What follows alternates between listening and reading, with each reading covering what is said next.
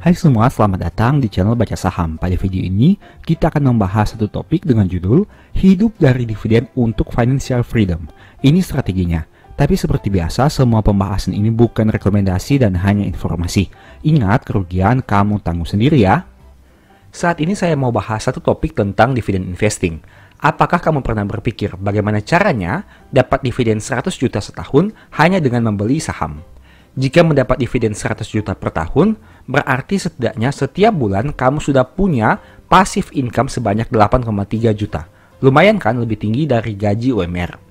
Tentu saja ada modal yang dibutuhkan untuk membelinya, tapi sebenarnya ada beberapa poin yang bisa disiasati. Pertama, fokus di lembar saham bukan di jumlah uang. Untuk mendapat dividen seperti yang disimulasikan, kamu fokus ke jumlah lembar saham. Fakta menariknya, dengan jumlah lembar saham yang sama, kamu bisa saja mengeluarkan modal yang lebih kecil atau bahkan lebih besar. Kenapa? Alasannya karena harga saham terus bergerak. Jika kamu bisa beli saham pada harga yang lebih rendah, modal yang dibutuhkan jadi lebih kecil. Begitu juga sebaliknya. Fakta menariknya, beberapa saham yang tadi kamu lihat dalam simulasi itu sebenarnya ada beberapa yang harganya sudah turun banyak. Artinya sebenarnya modal yang dibutuhkan untuk memperoleh dividen 100 juta lebih besar dari yang ditampilkan. Karena harga sebenarnya pada kondisi normal di atas itu. Tapi karena harga saat video ini dibuat sudah turun banyak, modal yang dibutuhkan juga berkurang cukup banyak dari yang semestinya. Misal, jika harga saham adalah 10.000, untuk mendapat 100 lembar saham kamu butuh uang 1 juta. Tapi jika harga turun menjadi 8.000, kamu hanya perlu uang 800.000 untuk mendapatkan jumlah lembar saham yang sama. Dengan kata lain, yang mau saya sampaikan adalah ketika harga saham jadi lebih murah, itu kesempatan bagus untuk mengumpulkan lembar saham yang lebih banyak. Karena ingat, tujuan akhir kamu bukan modalnya, tapi lembar saham. Penurunan harga saham mungkin jadi menakutkan bagi sebagian orang. Tapi bagi yang sudah yakin dengan kinerja perusahaan yang sebenarnya masih baik-baik saja, jika harga turun, itu adalah peluang emas untuk mendapat lembar saham yang lebih banyak. Dengan fokus pada lembar saham, kamu bisa lebih tenang jika melihat harga yang turun, bahkan bisa menjadi senang. Tapi ingat, hal ini dapat kamu lakukan jika memang kinerja perusahaan masih baik-baik saja. Mereka rutin bagi dividen dengan payout ratio yang stabil, dan manajemen serta owner perusahaan punya track record yang bagus. Karena metode ini sebenarnya punya risiko, apabila di masa depan perusahaan tidak bagi dividen, atau jumlah dividennya berkurang signifikan.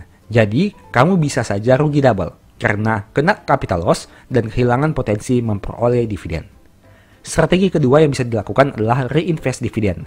Dividen yang kamu terima bisa dibelikan saham lagi agar jumlah lembar saham semakin banyak. Metode ini sering dikenal dengan istilah compounding atau bunga berbunga. Tujuannya adalah dengan memanfaatkan keuntungan yang diperoleh baik dari capital gain dan dividen untuk menambah lembar saham. Diharapkan dengan metode reinvest ini, modal yang dikeluarkan dari kantong pribadi jadi lebih sedikit, karena terbantu dengan dividen yang dibelikan saham lagi. Mari simak contoh ini.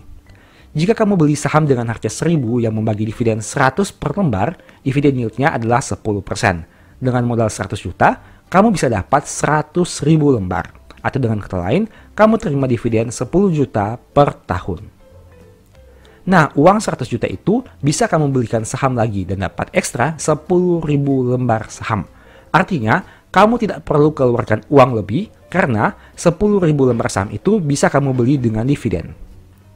Jadi pada tahun depan kamu akan terima dividen dari 110.000 lembar saham, di mana 100.000 lembar berasal dari uang pribadi dan 10.000 lembar berasal dari dividen. Tentu saja jika dividen per share-nya tetap, maka uang yang kamu terima bisa lebih banyak dari 10 juta.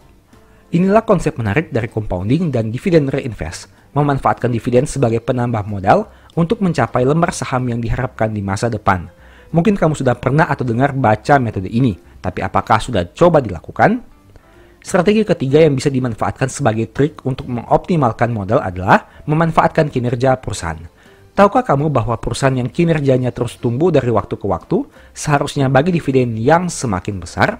Saya tidak perlu menyebutkan nama-nama sahamnya karena mayoritas dari kamu tentu sudah tahu, dan saya juga sudah sempat bahas banyak video di channel ini terkait hal tersebut. Saham yang dulunya hanya bagi dividen 100 per lembar, sekarang sudah bagi dividen 300 per lembar. Dengan kata lain, terjadi kenaikan secara otomatis untuk dividen yang kamu terima. Jika dividen per share naik dari 100 ke 300, berarti jika biasanya kamu terima dividen 10 juta di masa lalu, saat ini kamu bisa terima dividen 30 juta dengan jumlah uang yang sama. Inilah kehebatan dari dividen investing yang jarang disadari banyak orang. Sebagai informasi, saya sudah pernah bahas topik ini dengan lebih detail di ebook Strategi Nabung Saham. Di sana ada contoh kasus nyata yang bisa jadi bahan pembelajaran. Ebook itu sudah ditulis beberapa tahun yang lalu dan saham yang dijadikan contoh, dividennya sudah naik cukup besar. Tidak hanya itu, secara capital gain juga harganya sudah terbang dan memberikan keuntungan yang besar kepada pemegang saham, baik dari capital gain maupun dividen. Itu hanya salah satu contoh saja dan saham yang dibahas memang bukan rekomendasi, tapi kamu bisa jadikan bahan pembelajaran. Apabila kamu tertarik mempelajarinya, silahkan lakukan pembelian ebook pada nomor WA di akhir video. Sebagai informasi, saya punya satu topik menarik yang mungkin bisa berguna bagi kamu. Silahkan nonton dan semoga bermanfaat.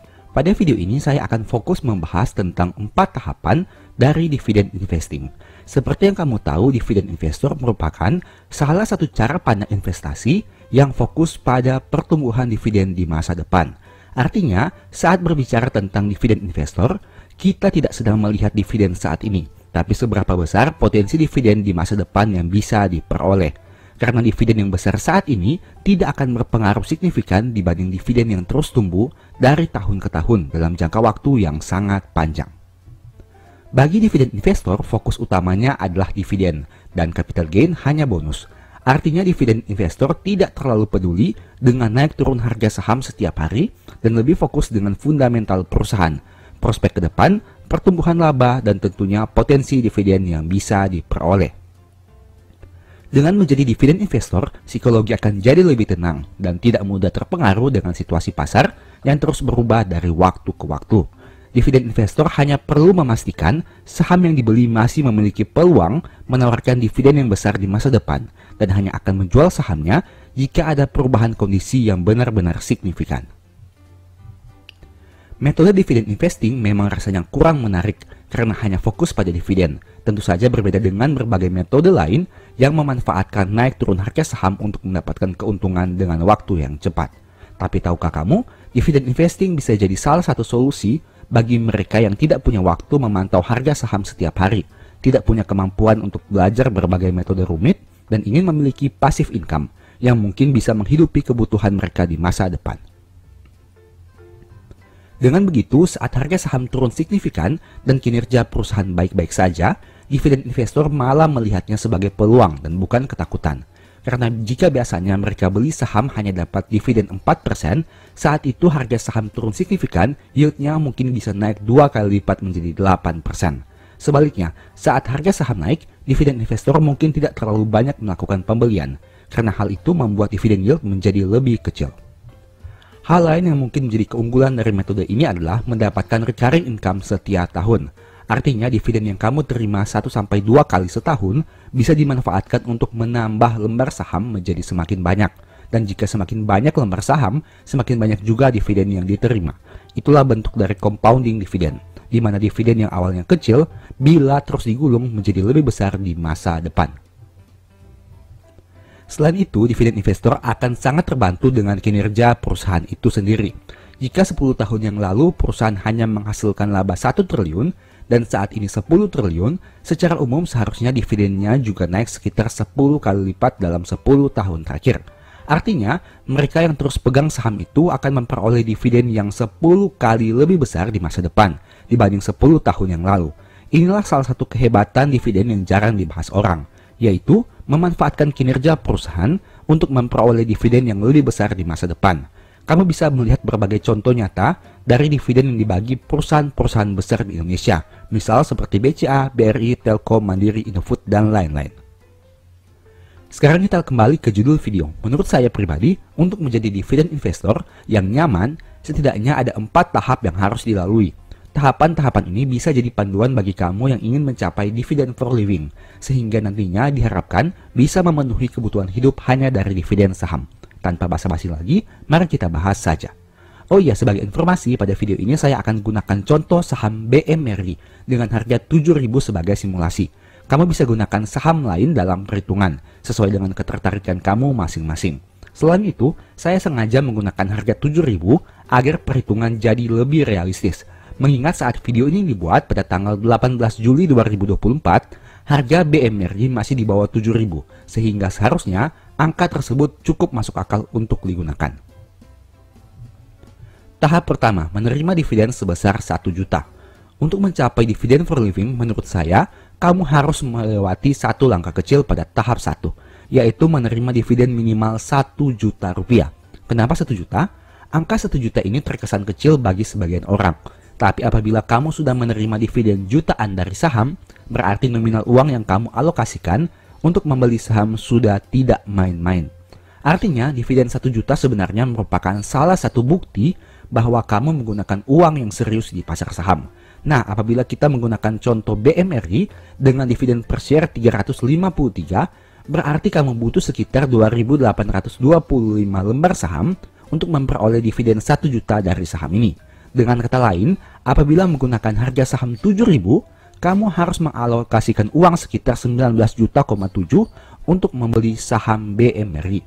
Tentu saja jumlah uang yang dibutuhkan setiap orang berbeda, tergantung saham apa yang dibeli. Bisa saja lebih besar dari 19,7 juta, tapi bisa juga lebih kecil. Tahap 2, menerima dividen sebesar pendapatan 1 bulan. Setelah melewati tahap 1, tahap berikutnya dari dividen investor adalah berusaha memperoleh dividen sebesar pendapatan 1 bulannya, entah itu dari gaji ataupun bisnis.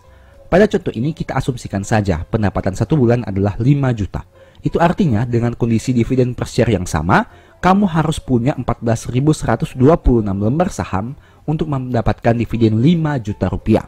Dengan kata lain, butuh uang 98,8 juta untuk membeli saham ini pada harga 7.000 rupiah.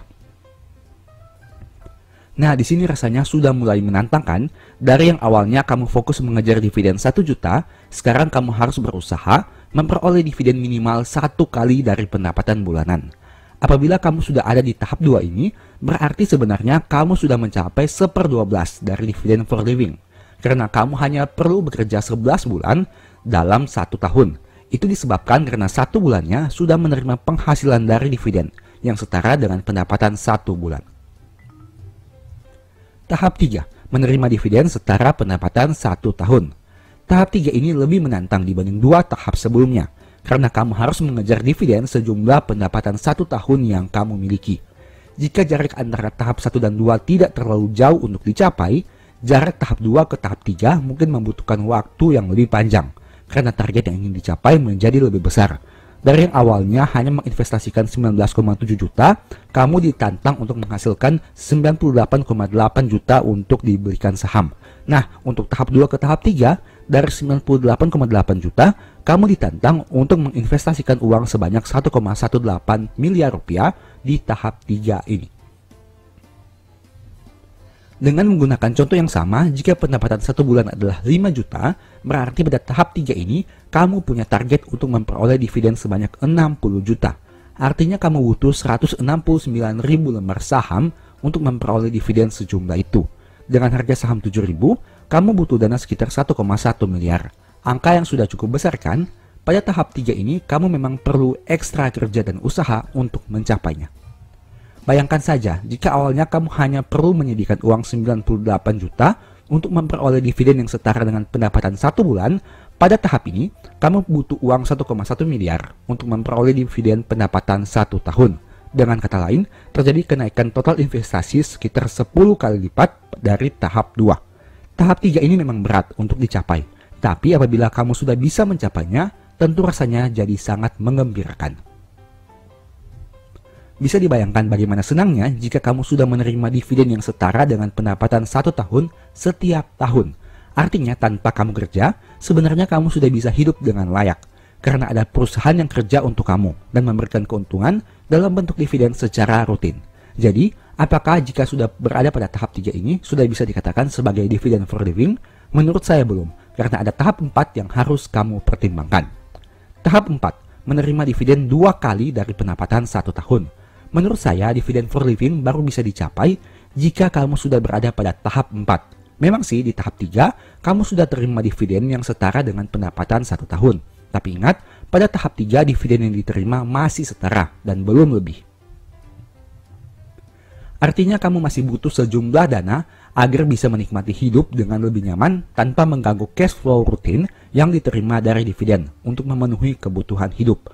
Jika sebelumnya kamu terima dividen 60 juta untuk biaya hidup setahun, pada tahap 4 ini kamu punya target untuk menerima dividen 120 juta, di mana 60 juta digunakan untuk biaya hidup dan 60 juta digunakan untuk menikmati hidup. Meski terlihat sangat indah, tapi tahukah kamu bahwa untuk mencapai tahap 4 ini dibutuhkan waktu yang panjang dan banyak usaha yang harus dilakukan. Jika pada tahap 3 kamu butuh saham mandiri sebanyak 169.000 lembar, pada tahap ini kamu butuh 339.000 lembar. Dengan kata lain, jika sebelumnya harus menginvestasikan uang 1,1 miliar, pada tahap 4 ini kamu harus menginvestasikan 2,3 miliar. Apakah kamu punya uang sebanyak itu? Mayoritas dari kita mungkin belum punya uang yang jika diinvestasikan bisa memberikan dividen setara dengan 2 kali pendapatan 1 tahun. Inilah tantangan dari dividen investor. Metode ini sederhana, tapi butuh perjuangan untuk mencapai dividen for living. Karena banyak usaha yang harus dilakukan dan butuh kesabaran serta waktu yang panjang untuk mencapainya. Untuk mencapai tahap 4 dari dividen investing memang bukanlah hal yang mudah. Tapi kamu bisa memanfaatkan 2 hal yang menjadi kekuatan utama dari dividen investor untuk mencapainya, yaitu reinvest dividen dan pertumbuhan kinerja perusahaan. Pertama, pastikan dividen yang kamu terima direinvestasikan lagi agar lembar saham yang kamu miliki semakin banyak. Saat masih dalam proses mengumpulkan lembar saham, kamu jangan dulu menggunakan dividen yang diterima, tapi alokasikan untuk beli saham lagi. Dengan begitu, lembar saham kamu akan bertambah dengan lebih cepat karena berasal dari dana top up dan dividen yang direinvestasikan. Kedua, kamu bisa memanfaatkan kinerja perusahaan yang terus tumbuh agar dividen di masa depan jadi semakin besar. Logikanya sederhana. Apabila laba perusahaan terus tumbuh, berarti seharusnya dividen juga terus tumbuh. Jika saat ini dividen 353 per lembar, apabila laba perusahaan tumbuh 100%, berarti dividen bisa naik menjadi 707 per lembar. Dengan kata lain, apabila sebelumnya kamu harus kumpulkan lembar saham sebanyak 339.000 lembar, di masa depan seharusnya kamu hanya butuh kumpulkan setengah dari jumlah tersebut, apabila mengharapkan laba bisa naik 100%. Untuk lebih jelasnya, mari simak tabel berikut ini. Tabel di atas adalah kondisi saat ini, dan tabel di bawah adalah kondisi yang diharapkan di masa depan. Jika pada kondisi saat ini kamu butuh dana 2,3 miliar untuk mencapai dividen for living di tahap 4, di masa depan kamu punya harapan untuk mencapai dividen yang sama dengan uang 1,1 miliar saja. Dengan kata lain, tahap 3 saat ini menjadi tahap 4 di masa depan, apabila dividen perusahaan bisa naik 100%. Nah, artinya kamu berharap di masa depan perusahaan bisa melipat gandakan labanya agar dividen bisa double. Simulasi yang dibuat tentu tidak akan sama dengan realita yang terjadi. Banyak faktor yang mempengaruhi perkembangan dividen dari tahun ke tahun. Selain itu, harga saham perusahaan yang kinerjanya terus tumbuh biasanya tidak konstan dan cenderung akan tumbuh juga. Apabila hal itu terjadi, tentu akan berpengaruh pada jumlah uang yang harus diinvestasikan. Meski ada beberapa kelemahan, tapi setidaknya metode ini bisa jadi solusi bagi kamu yang sedang mempersiapkan dana pensiun ataupun yang ingin menikmati hasil investasi di saham tanpa harus melihat harga yang naik dan turun setiap hari. Sebagai informasi, saya sudah membahas lebih detail tentang konsep dan step dividen investing pada ebook Strategi Nabung Saham dan Stock for Living. Apabila tertarik membelinya, silahkan chat WA pada nomor di akhir video ini. Selain itu, video ini merupakan lanjutan pembahasan dari video yang sudah pernah diupload sebelumnya. Apabila kamu ingin mengetahui informasi lebih detail, silahkan nonton video berikut. Saat ini saya mau bahas topik menarik yang mungkin belum pernah kamu tonton. Topik ini mungkin akan booming di tahun 2025, tapi menurut saya, waktu yang paling tepat untuk membahas adalah akhir tahun 2024. Topik yang dimaksud adalah perihal dividen tahun 2025. Saya mau sedikit sharing tentang proyeksi dividen di tahun depan. Saham seperti apa yang sebaiknya dipertimbangkan untuk dibeli apabila mengincar dividen. Dan jika sudah tahu sahamnya, kira-kira kapan waktu yang tepat untuk membeli. Semoga dengan video ini di tahun depan, perolehan dividen kamu jadi lebih maksimal. Ditambah lagi, siapa tahu kamu bisa dapat double, yaitu capital gain dan dividen. Untuk itu, kamu perlu memaksimalkan posisi entry agar hasil bisa maksimal. Tanpa basa-basi lagi, mari simak video ini. Selain itu, semua saham dan pembahasan ini bukan rekomendasi dan hanya informasi. Ingat, kerugian kamu tanggung sendiri. Poin pertama, kenapa dividen menarik? Jawaban saya sederhana. Karena dividen itu uang gratis yang diberikan oleh perusahaan. Siapa di sini yang tidak mau uang gratis? Tentu semua mau kan? Nah, dividen ini menarik karena merupakan uang gratis yang diperoleh tanpa susah payah. Hanya perlu beli sahamnya dan otomatis dividen akan masuk di rekening sesuai dengan kebijakan yang ditetapkan oleh perusahaan. Dengan catatan, perusahaan memutuskan untuk bagi dividen. Kalau capital gain butuh skill analisa, dividen tidak butuh skill apapun, karena yang dibutuhkan adalah uang untuk beli saham. Selama ada uang untuk beli saham dan perusahaan bagi dividen, kamu akan terima dividen sesuai dengan periode yang ditetapkan. Lalu bagaimana caranya mencari saham dividen yang menarik? Setidaknya ada beberapa strategi yang bisa kamu jadikan referensi. Mari kita bahas secara sekilas. Pertama, cari saham yang konsisten bagi dividen 10 tahun terakhir. Poin utama yang harus dilihat adalah memastikan saham itu konsisten bagi dividen setidaknya 10 tahun terakhir. Tujuan awalnya untuk meyakini bahwa di tahun depan emiten ini akan tetap bagi dividen. Karena yang kita incar adalah dividen, jadi akan menjadi sangat disayangkan jika ternyata sudah beli sahamnya, tapi ternyata tidak bagi dividen. Dan jika hal itu terjadi, berarti kamu mengalami opportunity loss, yang mana sebenarnya sudah bisa memperoleh uang gratis di tahun depan, tapi ternyata hal itu tidak diperoleh. Salah satu tolak ukur yang bisa dilihat untuk menilai konsistensi perusahaan dalam membagi dividen adalah tahun 2021.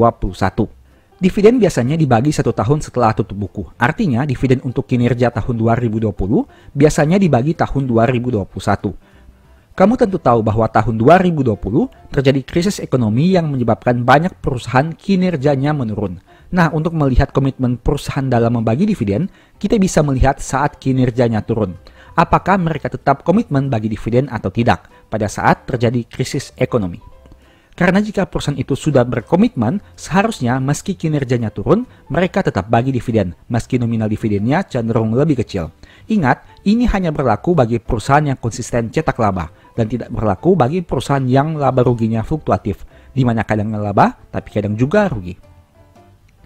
Kedua, pilih yang dividen payout rasionya stabil.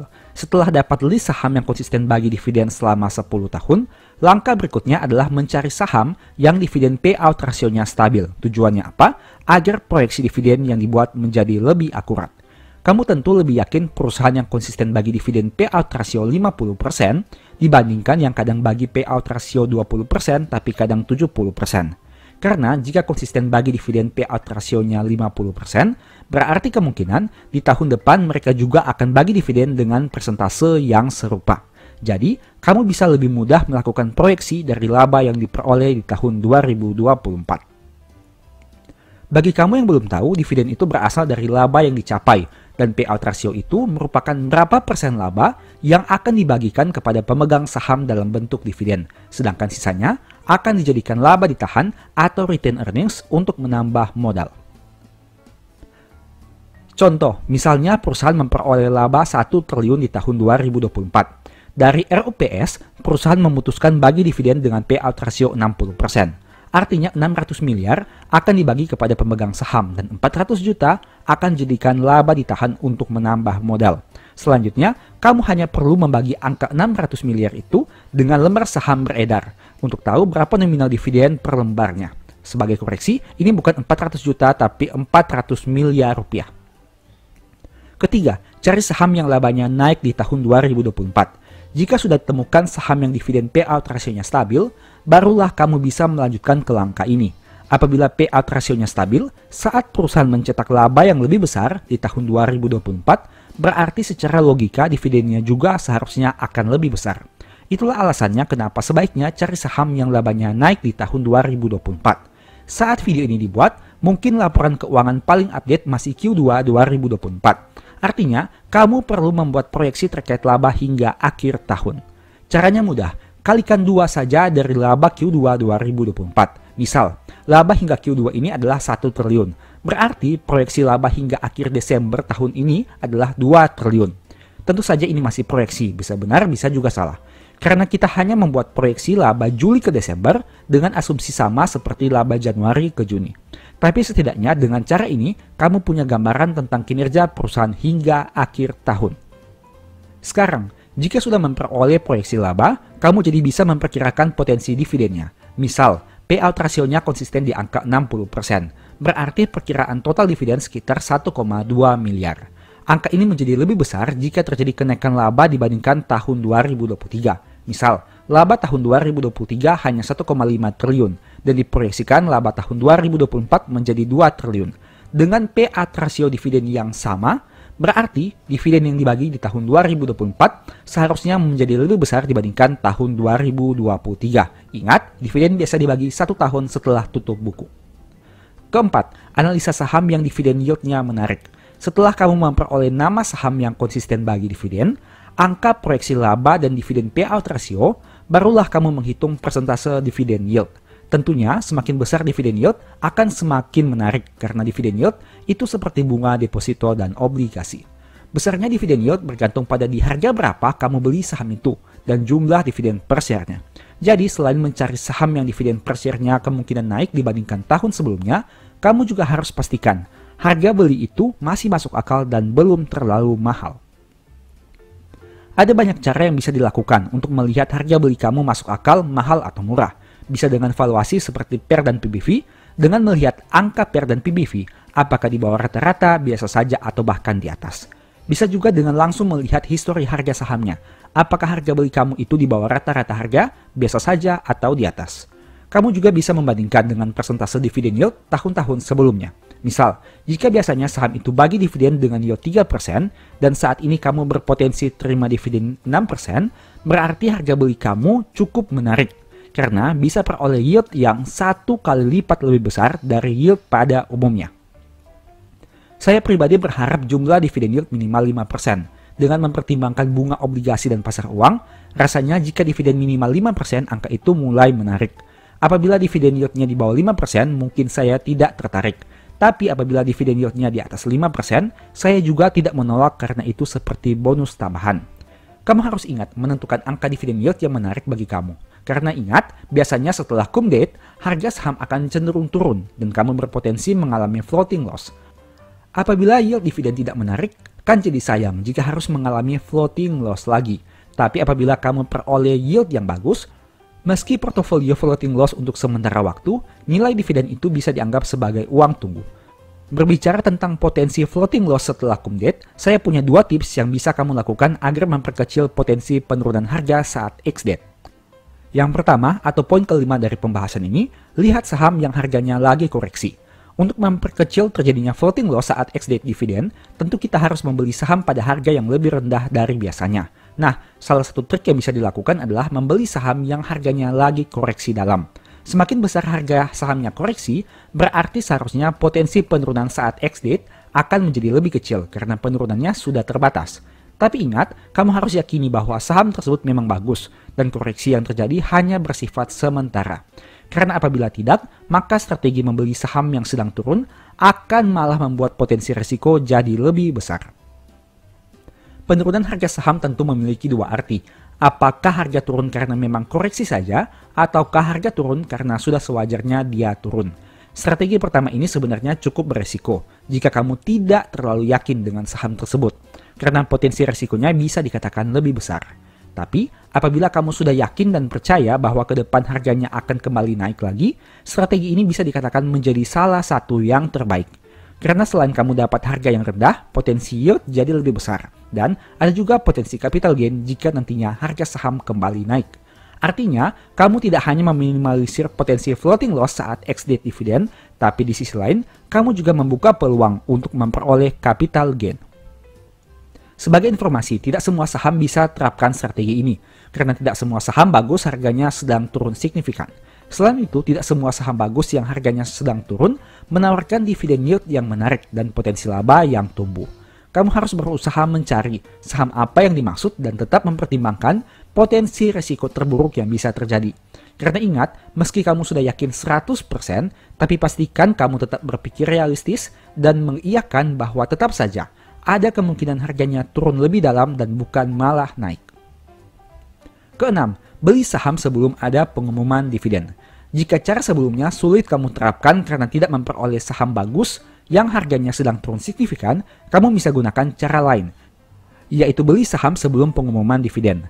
Cara ini akan efektif jika kamu sudah yakin bahwa di tahun depan dividen yang dibagikan akan menarik dan mungkin jauh lebih menarik dibandingkan tahun 2024. Dengan cara ini sebenarnya kamu sudah start duluan dibanding mereka yang baru mulai bergerak membeli saham saat mengetahui jumlah pasti dividen di tahun depan. Inilah tujuan utama saya buat video ini, agar kamu mulai mengatur strategi untuk memanfaatkan penurunan harga di tahun 2024 untuk memperoleh dividen yang maksimal di tahun depan. Jadi, kita tidak tunggu tahun depan untuk memanfaatkan dividen, tapi bisa mulai dari tahun ini. Karena secara umum, apabila dividen tahun depan menarik, seharusnya saat pengumuman dividen, harga saham akan cenderung mengalami peningkatan. Meski begitu, saya mau ingatkan bahwa satu hal kepada kamu juga, yaitu sisi sebaliknya. Apabila ternyata di tahun depan kebijakan dividen tidak sesuai ekspektasi, maka ada kemungkinan harga sahamnya akan terjun bebas. Jadi, apabila kamu mau start duluan, kamu juga harus siap dengan potensi profit dan resikonya. Saya mengatakan hal ini berdasarkan pengalaman pribadi dalam 2 tahun terakhir. Saya pernah membeli 2 saham sebelum pengumuman dividen. Saham pertama sesuai harapan, di mana tahun berikutnya jumlah dividen per share naik, dividen yield jadi lebih besar, dan kebijakan dividen sesuai skenario yang diproyeksikan.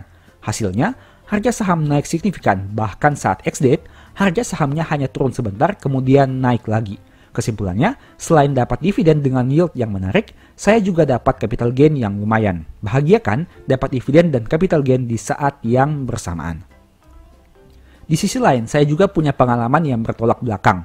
Seperti sebelumnya, saya beli saham sebelum pengumuman dividen dengan harapan nominal dividennya menarik di tahun depan. Sayangnya, ternyata dividen yang dibagi tidak semenarik yang diproyeksikan. Sebenarnya secara yield masih cukup oke, karena berada pada persentase di atas 7%. Tapi memang, jika dibandingkan dengan kinerja setahun yang mencetak kenaikan laba signifikan, yield tersebut rasanya kurang menarik bagi pemegang saham.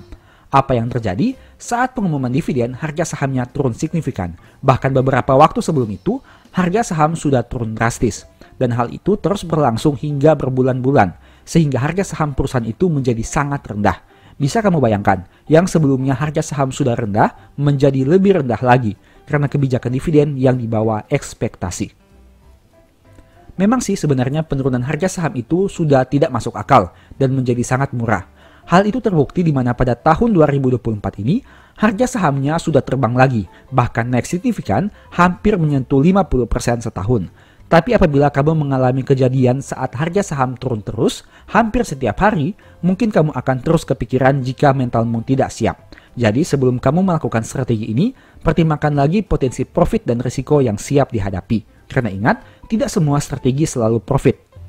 Demikianlah pembahasan pada video ini. Selalu ingat bahwa semua saham yang disebutkan bukan rekomendasi dan hanya informasi.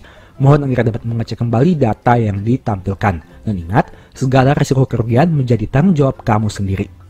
Di video berikutnya kamu ingin dibahas materi apa lagi? Tulis di kolom komentar ya. Sebagai informasi, channel YouTube Baca Saham sekarang ada 2. Yang pertama Baca Saham dan Baca Saham dari Nol. Berikut ini beberapa list ebook baca saham. Pertama, Stock for Living, Strategi Nabung Saham, The Stock Market, dan Cara Cepat Analisa Laporan Keuangan. Apabila tertarik, chat saja pada nomor WA yang ada. Sekian video ini, semoga bermanfaat. Thank you.